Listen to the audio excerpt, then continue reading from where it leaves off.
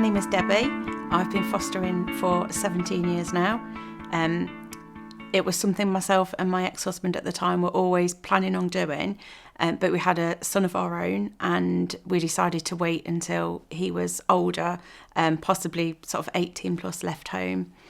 When he was 10, he used to watch a programme called Tracy Beaker, and one day he came to us and he couldn't understand why there was children living in a house that didn't have parents. So we sort of went over the fact that not all children live with their parents or with their family, and he sort of said to us, well, we have a spare room, so why can't children come and live with us? And that's in a nutshell how we started with it. At the moment, I live with, obviously in the house it's myself, my best friend lives with me, and then I have 2 placements. I've had one for 8 years and one coming up for 3 years, and then my 2 dogs, Dexter and Mia. 2 children that I have living with me at the moment both have siblings. The one that I've had living with me the longest, 8 years, I've had his older brother live with me. He lived with me for 4 years, and I also had his older sister live with me between the ages of 16 and 20. So I knew obviously the sibling group quite well, and there was also another brother that didn't live with us. He was older. So right from the very beginning, it was we had the 2 boys that were living together, and we just did contact with birth family and obviously the siblings that weren't living with us at the time. I used to supervise contact with them.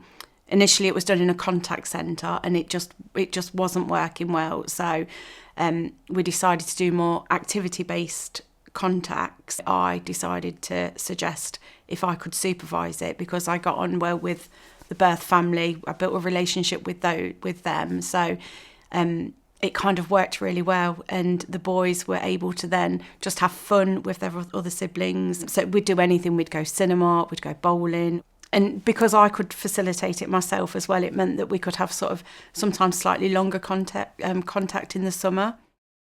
With the other young person, she has siblings that live in different placements as well. So they're 2 younger sisters. I've built up a really good relationship with their foster carers, and we facilitate contact between the 2 of us, and we've got a really informal relationship, as in, you know, sometimes, like tonight for instance, they're taking my young person to McDonald's for tea, and we've had overnights. We've just formed a really good relationship between the 2 of us, between all of us, and it's really important for the girls, because there's just no pressure. There's no pressure for social workers there, and it's just that, you know, my young person is getting to know their carers, and they're building a relationship, because that we're kind of joined as a family now for until they're 18, so 18 plus. So it's just really important that we just, you know, build on that relationship. And I lean on the other foster carers, as you know, I'm sure they do me, and they're a really good support network we're a really good support network for each other as well. You know, we meet up for coffees, just as you know, foster carers, and we just either have a rant about things, or we just, you know, what's working well, what's not working well. Having less formal sibling contact has made a huge difference to the children I've had, and I have had quite a few different sibling relationships with different young people that I've looked after. They can just play, they can just be free, they can talk. They don't want to have to think about if somebody's sitting watching them or writing things down or listening to them.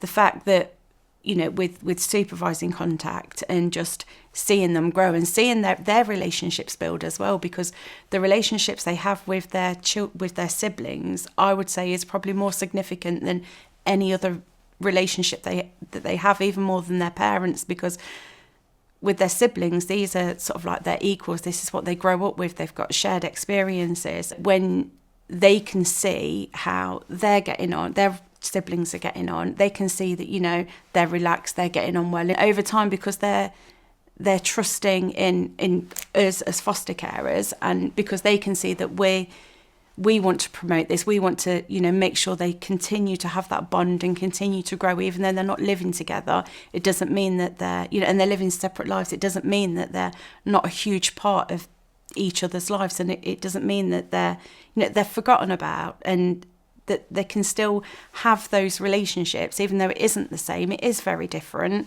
but it's such an important thing to make sure these children can just still see each other and still be such a big part of their lives.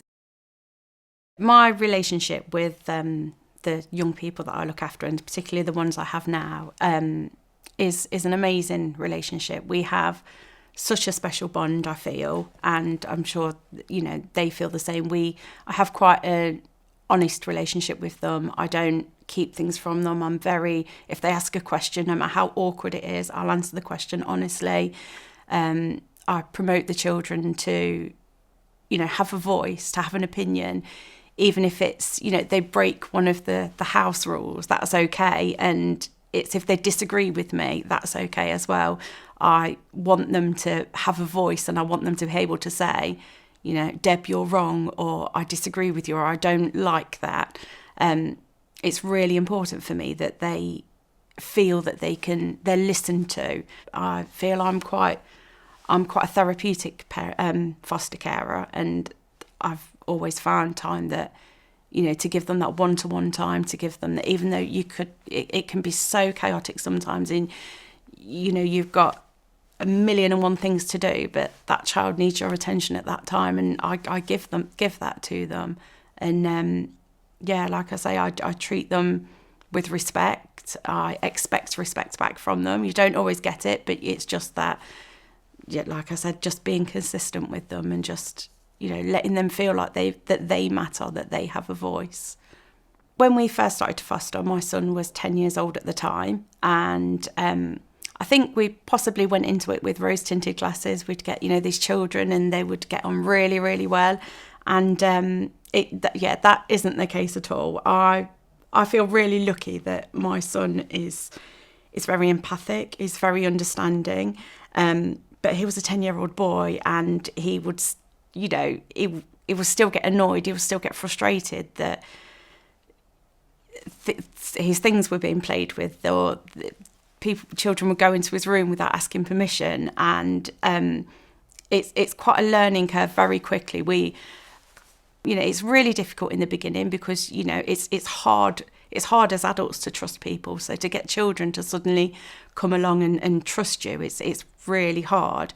And I think in my experience, it's just consistency. Just no matter how much they push you away, no matter how difficult it is, and it can be really, really difficult and really challenging, because sometimes you could be the third, fourth, fifth foster carer that they've had. It is challenging. It's challenging because especially in the beginning, you're not used to, either being told no or being, spoken to in a certain way. And obviously your reactions are, you have to really think about your reaction, because what you're being told and what they're saying to you might be completely different to what they're actually thinking and what they're feeling. What comes across of, naughty behaviour isn't at all. It's just self-protection for them. They're just, they don't need to answer to you. They don't need to follow your rules. Why should they? Why should they come into your home and then suddenly do what you tell them to do just because they're your rules? They can push and push and push, but the rules are still the same. My love for them is still the same, and how I treat them is still the same. I treat them no different to, any other children. Even my own son, I, show the children love. I show them what it's like to, have a loving, nurturing relationship. It just takes time and patience and lots of counting to 10. Your parenting style has to change very, very, very quickly, because what will work with your own child doesn't work with another child. So it's a very, very steep learning curve, and it's very quickly as well. But my son was amazing. He really helped myself and my husband at the time, because it was it was quite difficult for us in the beginning, because you meet these children and it's like, how do you talk to them? What do you say? They're just nodding, or they're not speaking. So how do you communicate with them? But put two children together, and that opens up lines of communication that, you know, and he actually was such a big part of making the children in our home feel really comfortable very, very quickly. I still have a relationship with a few of the young people that I've looked after in my care. I've built those relationships with some of them where they still need me. They still need that, you know, that figure that they can count on, that person that they can rely on, the person that will answer the phone if they're in trouble. And I am that person to some of the children that I've looked after before, and I will continue to do so. These, you know, I will be in their lives for as long as they need me to be, whether they're 18 or 40. It doesn't matter. You know, you open your heart and your home to these young people, and hopefully they stay in it as long as possible. So you can see their progression in life and how well they're doing, and it's really rewarding to know that you've been quite a big part of that. The very first foster child I ever looked after, he came to me a couple of years ago. I hadn't seen him for all this time, and he came back and told me that he was doing a degree in university, and it's so nice to know that you were a part of that. And he sort of said to me that, you know, I'll always remember how important you told me my education was, and it was be my education that gets me through, that gets me out of difficult, you know, that it gives me choices. And so yeah, that was just amazing. It sort of came at a time as well where I was having a really bad day with my young person at the time. It was a really difficult week, and then something like that happens. They get in touch, and you're like, oh, that's why I do it. That it's for those little moments. I have a really, really positive relationship with my supervising social worker. She has at times felt like she's been my therapist when she's come to see me, because she's the person that I can just offload on, and she's seen me through some quite difficult times throughout my life, and through some really difficult placements that I've had as well. The trust that I have in my social worker is really, really high, and I know that she thinks quite highly of myself. I know that she thinks I do a good job.